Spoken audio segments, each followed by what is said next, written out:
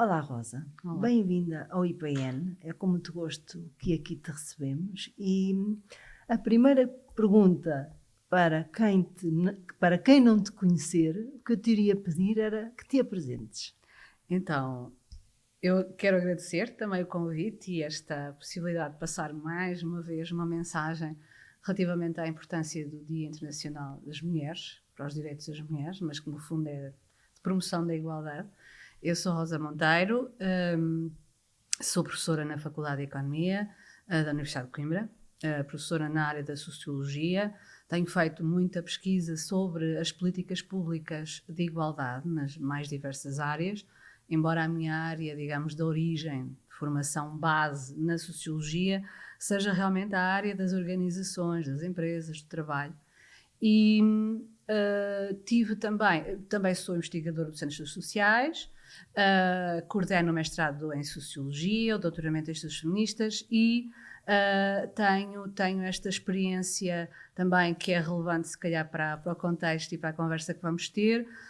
Exerci funções como Secretária de Estado para a Cidadania e a Igualdade, portanto, entre 2017 e 2022, onde desenvolvemos um conjunto de iniciativas para levar ao terreno e às instituições, a públicos que nunca tinham ouvido falar ou que tinham concepções enviesadas do que eram estes temas, para que, na verdade, a própria sociedade, nas suas várias dimensões, se mobilize para fazer igualdade. É isso que queremos. Ok, então, cruzando um bocadinho esse teu background mais ligado à investigação, à docência, com essa tua experiência de terreno governativa e de definir e implementar políticas, considerando que estamos aqui no Instituto Pedro Nunes, que é conhecido por ser uma incubadora de empresas, mas na realidade não é só isso, também é um espaço de investigação e desenvolvimento aplicado, tem também uma aceleradora de empresas para além de um conjunto de atividades,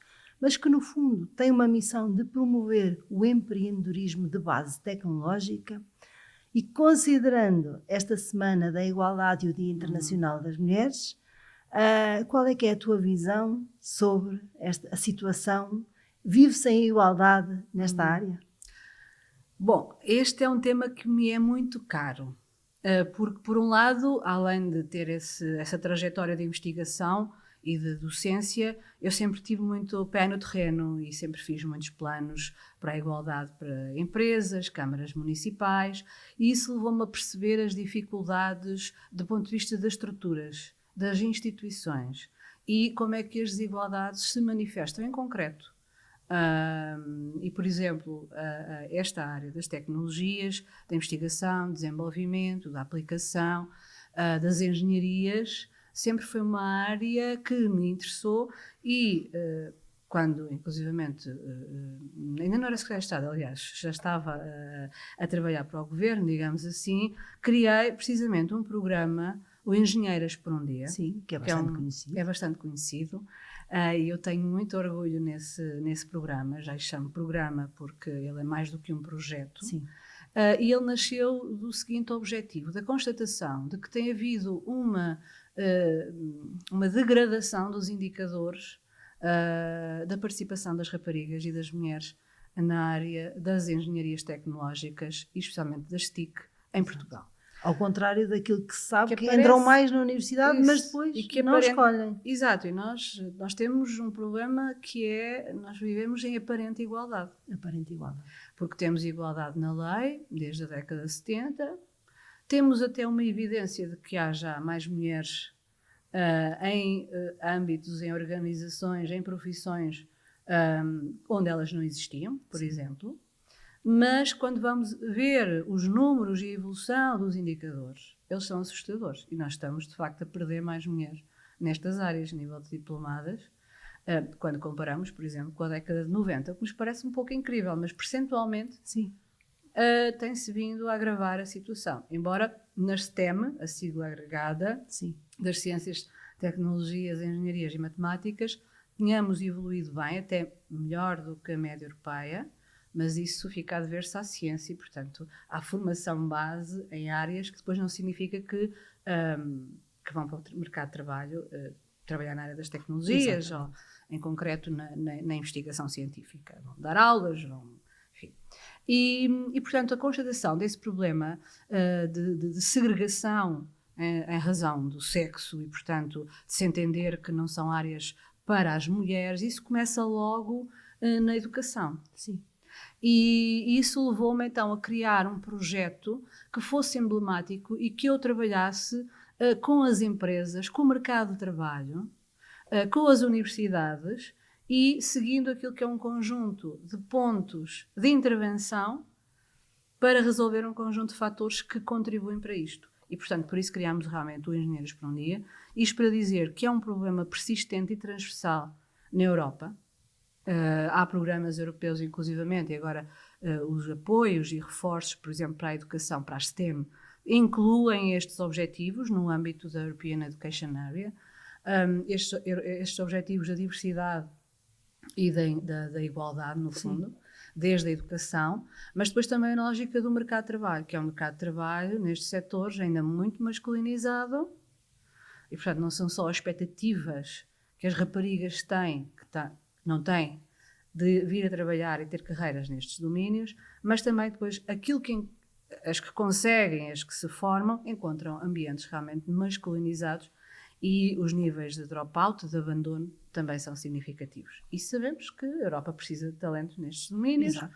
E, portanto, é um bom motivo. E as empresas, não é por acaso que nós, com Engenheiros para um Dia, começou com uma experiência piloto em 2017 e que tinha 3 empresas que eu convidei diretamente e que neste momento tem mais de uma centena de empresas envolvidas. Sim. E isso é muito significativo da necessidade que vem de ter este tipo de iniciativa. Desconstruir aquilo que são preconceitos, mas também criar condições efetivas para que as pessoas consigam ficar nesta área das tecnologias.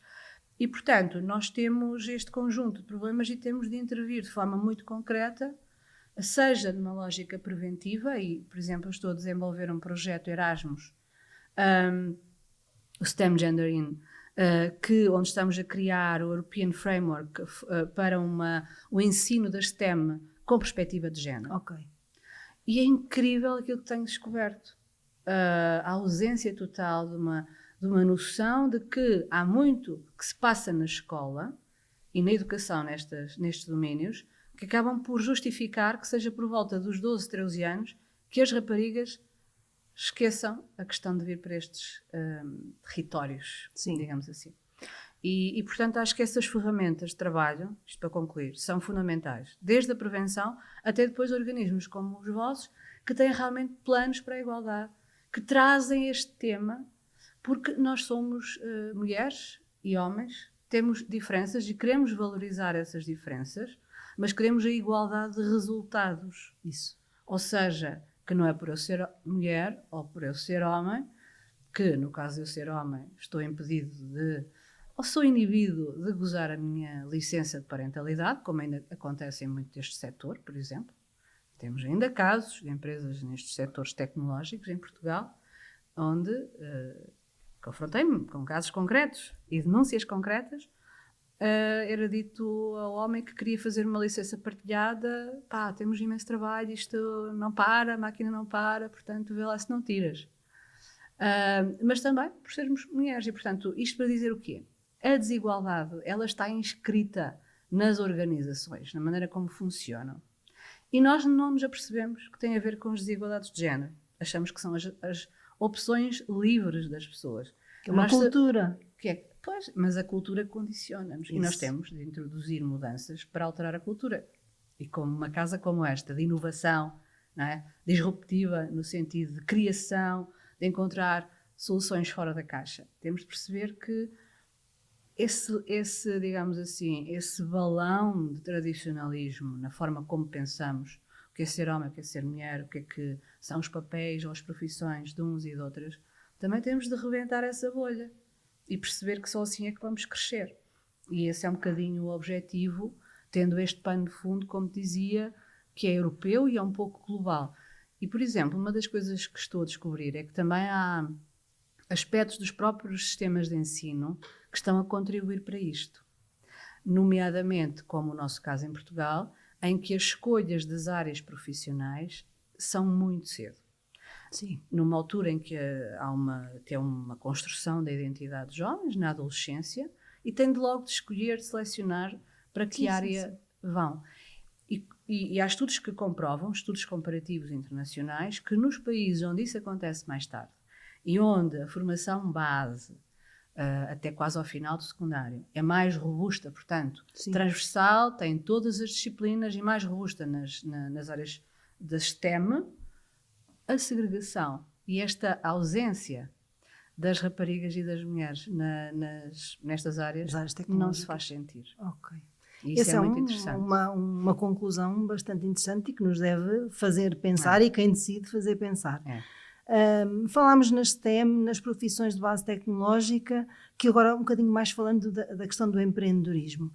É uma evidência que há menos mulheres a criar empresas do que os homens, sobretudo nestas áreas tecnológicas, e nós temos isso. Naturalmente não há nenhum tipo de discriminação, ela vem provavelmente muito de trás, mas continuamos a ter e a verificar esse menor número de mulheres empreendedoras e mesmo nas equipas de fundadores. Normalmente o típico ainda é 2 ou 3 homens. Amigos. Não é só, naturalmente, temos alguns exemplos e muito bons exemplos, mas também o empreendedorismo de base tecnológica continua a ser marcado por esta menor presença das mulheres. Vimos muito mais mulheres já nas equipas, sim, mas nas equipas de fundadores continuamos a ter esta presença maioritariamente de homens. É algo que tu também comprovaste, de certeza, ou verificaste durante o teu trabalho? Sim, ainda ontem discutíamos isso numa aula, de facto. Porque alguém dizia, não, as mulheres não têm tanta apetência para empreender. Disse, vamos explicar lá o que é isso. O que é apetência? O que é apetência e o que é o fator individual, não é? O que é que condiciona as nossas apetências ou as nossas opções e o que é que tem a ver com fatores que nos são externos e que condicionam. Desde logo, e sabe-se, na área do empreendedorismo em geral, nós temos muito conceito. O mesmo mecanismo de segregação horizontal acontece, ou seja, quando elas empreendem é mais também em setores tradicionalmente femininos, quantos cursos de compotas não tivemos nestes países, ou seja, no nosso país. Há aqui também um enviesamento na própria política pública e na forma como ela tem sido implementada. É surreal a quantidade de cursos em artesanato, sem menosprezo, mas não são propriamente os segmentos que garantem maior rentabilidade, etc., sustentabilidade. Isso, à frente, em termos até da reforma que vão ter e dos fatores estruturais que contribuem para a qualidade de vida no futuro. E andamos a financiar até a nível do empreendedorismo feminino muitos cursos que levam as mulheres para um beco. Precisamente. Não é? Isso lá está. É o efeito dos estereótipos também na definição e na implementação das políticas. E depois, uma história que eu ainda ontem contei e que é verdadeira, parece anedota, mas é verdadeira, que é uma instrumentalização, por exemplo, dos instrumentos de apoio ao empreendedorismo feminino que têm existido no país. Recentemente não tem havido linhas de apoio diretos a empreendedorismo feminino, digamos assim. Poderíamos explorar noutro contexto as razões, mas quando houve, nomeadamente no âmbito do CREN, nós fizemos a avaliação do CREN, e o que é que nós encontramos? A instrumentalização pelos homens. Então, nas cerimónias de entrega dos prémios de empreendedorismo feminino, quem é que subiu ao palco? Anedoticamente, os homens. Porque havia ali uma manobra que fazia com que as mulheres realmente fossem, alterassem os estatutos da empresa, etc., ou do pequeno negócio, para serem titulares para receberem aquele prémio, que era significativo, e depois, mas na verdade quem continuava a mandar e a gerir eram os homens. Mas, anedota à parte, e que não é uma anedota, é real, temos esse problema. As mulheres, portanto, estão menos a trabalhar nestas áreas também. Junta-se aquilo que são os fatores que afastam as mulheres do empreendedorismo. Realmente, a falta e as maiores dificuldades, isso está estudado, mais do que estudado e comprovado com factos, com dados empíricos. Portanto, não é uma questão de opinião. Sim. Aliás, na igualdade nada é uma questão de opinião. Mas dados empíricos que indicam que as mulheres têm muito menos acesso a crédito, e, portanto, isso é logo o principal fator. Fazem menos registro de patentes. E, portanto, há todo um conjunto de fatores, sejam exteriores, não é? Mas que condicionam, seja da própria forma como a pessoa, enfim, também se avalia, porque aquilo que nós vamos fazendo e vamos escolhendo na vida tem muito a ver com aquilo que aprendemos que devemos ser ou não. Sim. E, portanto, há logo esta barreira, não é? E, na realidade, quando nós vemos as opções, por exemplo, de pessoas e até de mulheres que estudam em áreas que são mais masculinizadas, mais, enfim, mais tecnológicas, de inovação, etc, etc, ou da STEM no geral, elas enveredam mais por carreiras mais seguras, mais conservadoras. Lá está. Porque há todo o ambiente, seja simbólico, na própria cabeça delas, na forma como as pessoas, as várias pessoas, desde a família até aos parceiros, amigos, grupos de pares, lhes vão dando sinais de que aquilo realmente se calhar não é o melhor para ela. E nós continuamos a ter, isto é uma coisa que eu, por acaso, me surpreendeu em 2020, foi precisamente antes da pandemia, quando assinalávamos o 8 de março, precisamente, e fizemos um evento, um hackathon, no Pavilhão do Conhecimento, em parceria com a Ciência Viva. E então levámos alunas, alguns alunos também, mas era essencialmente, era ação positiva, ação específica.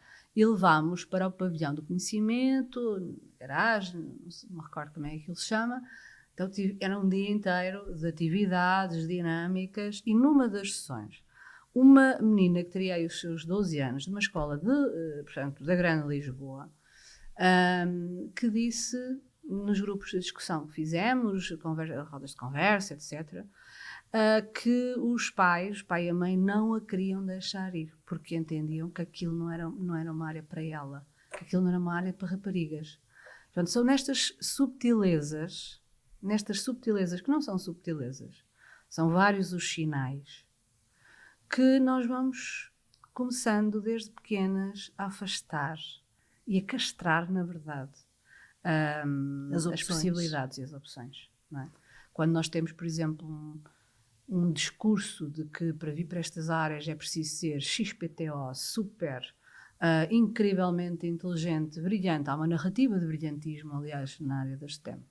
Sim. E, portanto, isso vai fazendo com que fiquem muitas pessoas pelo caminho. Rapazes e raparigas, mas mais as raparigas.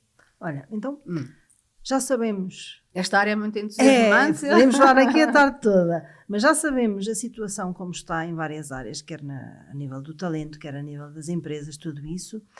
Mas dando aqui alguma orientação positiva para quem nos ouvir, para as nossas empresas... o que é que as empresas podem fazer para atrair talento, e atrair talento feminino também, já que agora também há muita falta de talento, e para, sabendo nós que, sobretudo, que equipas diversas têm melhores resultados, não é? E também para atrair cofundadoras para empresas, o que seja, como é que as nossas empresas e uma instituição como a nossa, o que é que pode fazer melhor?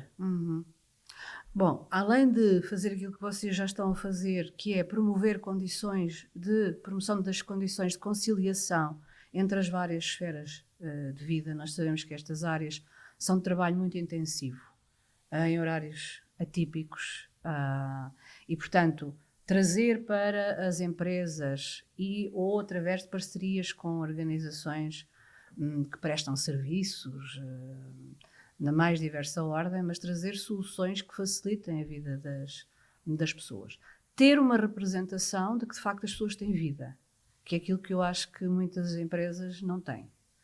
Nós focamos-nos na concepção abstrata do que é o trabalhador, que é a pessoa que tem disponibilidade total, que apenas trabalha, mas depois esquecemos de que há a esfera dos cuidados e a esfera do autocuidado. E, portanto, trazer isso para a gestão da própria organização promove o bem-estar individual e promove o bem-estar coletivo e cria comunidade. E, portanto, e nós sabemos que quando se cria comunidade, o impacto e a mais-valia é incrível. Não é?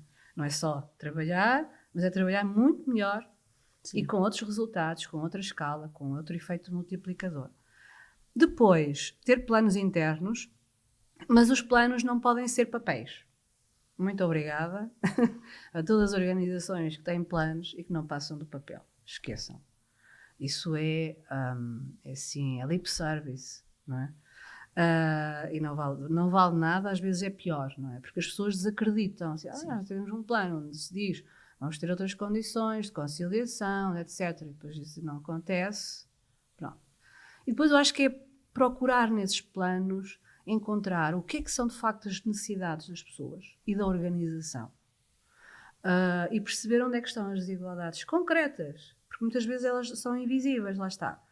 E atuar aí, sempre no domínio do concreto, do fazer reconhecer estes temas como relevantes.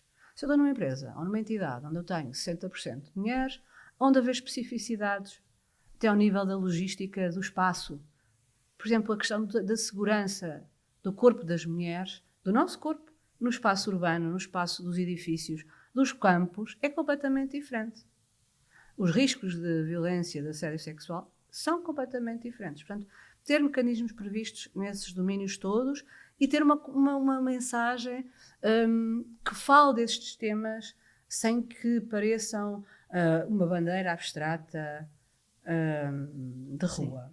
Não é? Não tenho nada contra as bandeiras e contra a ação de rua, mas penso que temos uma missão de literacia, não gosto da palavra, mas de fazer reconhecer. E aí nós vamos conseguir envolver as pessoas. Sim. E levá-las a acreditar, bom, isto tem a ver com a minha vida, não é apenas qualquer coisa que é ideológica, isto tem a ver com a minha vida. E depois acho que vocês, e já estão, obviamente, já têm feito atividades neste domínio, mas o exemplo é fundamental. O role model. Não há nada melhor do que ver, mas aquela já conseguiu. E, afinal, até há uma, como dizias, uma empreendedora que desenvolveu o produto e que está a liderar uma empresa com sucesso. E, portanto, trazer esses exemplos, o role model e as medidas de role model são as que mais efeito e impacto têm. Okay. Porque é mesmo a visibilização de que é possível. Eu recordo-me, que também parece uma anedota, mas quando da presidência portuguesa da União Europeia, em 2021, ouvi uma história de uma pessoa de alto nível numa instituição da União Europeia a contar, alemão, de origem alemã, e que na altura estava na ordem do dia as eleições, na Alemanha, e que a filha lhe perguntou, pai, mas não tem de ser uma mulher a candidata a chanceler? É que ela só tinha visto na vida, na curta vida que tinha, era uma jovem adolescente, só tinha visto a Merkel. Sim. Portanto, ela achava que só podia ser uma mulher. Cá está um bom exemplo de como é que o role model, o reconhecer, o dar nomes de mulheres inventoras, criadoras aos edifícios, às salas, ao espaço, são formas de nós divulgarmos precisamente esses bons exemplos. Quando nós perguntamos em alguma sessão, seja a que idade for de alunos, se conhecem mulheres inventoras, não conhecem. Depois começamos a falar da máquina do gelado, etc, etc. Eu acho que todo esse tipo de iniciativa que traga mulheres como exemplo são muito positivas. Mas atenção, não é aquele exemplo inacessível da super mulher. É a investigadora, é a criadora de um negócio e que o faz, não é? Vamos ter isso esta sexta-feira aqui, várias também a serem apresentadas. Uhum. Por tudo isto que falámos, o 8 de março continua a ser uma data importante a assinalar. Faz sentido. Faz muito sentido. Mas o 8 de março tem de ser um dia mais um dia dos tantos dias que temos no ano, e portanto, mas é importante assinalar e comemorar o quê? Comemorar as conquistas. E nós estamos este ano nos 50 anos do 25 de Abril. Aliás, ontem houve uma iniciativa muito interessante do Jornal Público, com debate, conferências, uma edição toda ela dedicada, é incrível termos um jornal nacional, que traz tantas matérias muito diversas, também uma sobre as questões da participação na ciência, se não me engano, da política, das questões da participação das mulheres na política, e ver como é que uma presidente de junta, que é um excelente exemplo, ela diz que não acredita e não concorda com a lei da paridade. Portanto, mais uma razão para continuarmos. Mas, de facto, como eu estava a dizer, é o dia para assinalar as conquistas. E são conquistas que não estão nada garantidas. Sim. Veja-se, França acaba de colocar na Constituição a questão do direito à descriminalização da interrupção voluntária da gravidez. Para proteger este direito, nós temos o que temos em termos de campanha e estas ameaças retrógradas. Temos movimentos a nível europeu, internacional, nacional, que são movimentos anti-género, diversos, são dos populismos de extrema-direita, mas também são de grupos conservadores de certas religiões, de várias religiões. São movimentos muito fortes, muito agressivos e que em alguns países estão a provocar retrocessos na legislação, perseguição a pessoas, nas universidades. Estão a proibir que se transversalize na área do ensino superior estes temas. Como é que eu posso conceber que uma aluna ou um aluno de medicina nunca tenha ouvido falar, por exemplo, de quais são os impactos e o que é e como é que se diagnostica, por exemplo, uma mutilação genital feminina. Estamos a falar deste tipo de coisas. Temos de transversalizar efetivamente estes diversos temas no ensino superior. Mas é um foco dos movimentos anti-género, que geralmente também são anti-europeístas, e, portanto, é nesse contexto que nós estamos a viver hoje em dia. Isto para dizer que estamos em riscos diversos de retrocesso. De retrocesso, porque existem estas oposições. Um autor interessante sueco chama-lhe mobilizações retrógradas de oposição, porque elas vêm de vários setores, até de alguns da esquerda, que são anti-género, mas também porque, na verdade, nós estamos a ver um recuo de alguns indicadores. Sim. O gap salarial está a aumentar, a precariedade, a feminização da precariedade está a acentuar-se. Portanto, indicadores estruturais que nos estão a dar conta de qualquer coisa do desenvolvimento das nossas sociedades e economias não está a correr bem.